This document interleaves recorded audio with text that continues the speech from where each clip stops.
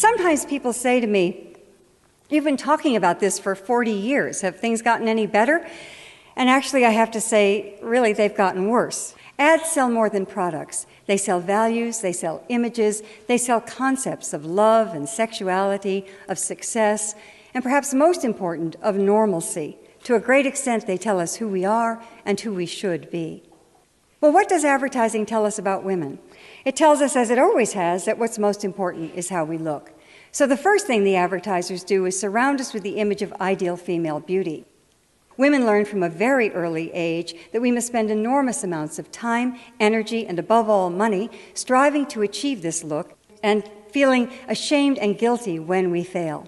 And failure is inevitable because the ideal is based on absolute flawlessness. She never has any lines or wrinkles. She certainly has no scars or blemishes. Indeed, she has no pores. And the most important aspect of this flawlessness is that it cannot be achieved. No one looks like this, including her. And this is the truth. No one looks like this. The supermodel Cindy Crawford once said, "I wish I looked like Cindy Crawford." She doesn't. She couldn't, because this is a look that's been created for years through airbrushing and cosmetics, but these days it's done through the magic of computer retouching. Keira Knightley is given a bigger bust. Jessica Alba is made smaller. Kelly Clarkson, well, this is interesting. It says slim down your way, but she in fact slimmed down the Photoshop way.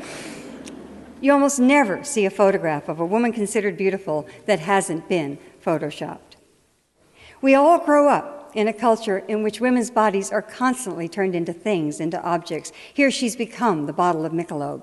In this ad, she becomes part of a video game. And this is everywhere, in all kinds of advertising. Women's bodies turned into things, into objects. Now, of course, this affects female self-esteem. It also does something even more insidious. It creates a climate in which there's widespread violence against women. I'm not at all saying that an ad like this directly causes violence. It's not that simple.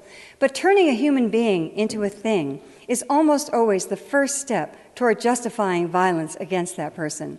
We see this with racism, we see it with homophobia, we see it with terrorism. It's always the same process. The person is dehumanized and violence then becomes inevitable. And that step is already and constantly taken with women. Women's bodies are dismembered in ads, hacked apart. Just one part of the body is focused upon, which of course is the most dehumanizing thing you could do to someone. Everywhere we look, women's bodies turned into things and often just parts of things. And girls are getting the message these days so young that they need to be impossibly beautiful, hot, sexy, extremely thin, and they also get the message that they're going to fail, that there's no way to really achieve it. Girls tend to feel fine about themselves when they're 8, 9, 10 years old, but they hit adolescence and they hit a wall. And certainly part of this wall is this terrible emphasis on physical perfection. So no wonder we have an epidemic of eating disorders in our country and increasingly throughout the world.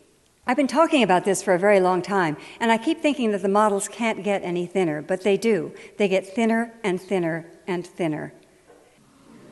This is Anna Carolina Reston, who died a year ago of anorexia, weighing 88 pounds, and at the time she was still modeling. So the models literally cannot get any thinner. So Photoshop is brought to the rescue. There are exceptions, however. Kate Winslet has been outspoken about her refusal to allow Hollywood to dictate her weight. When British GQ magazine published this photograph of Winslet, which was digitally enhanced to make her look dramatically thinner, she issued a statement that the alterations were made without her consent. And she said, "I don't look like that, and more importantly, I don't desire to look like that. I can tell you that they've reduced the size of my legs by about 1/3. Bless her heart. So what can we do about all of this? Well, the first step is to become aware, to pay attention, and to recognize that this affects all of us. These are public health problems that I'm talking about. The obsession with thinness is a public health problem. The tyranny of the ideal image of beauty, violence against women, these are all public health problems that affect us all. And public health problems can only be solved by changing the environment.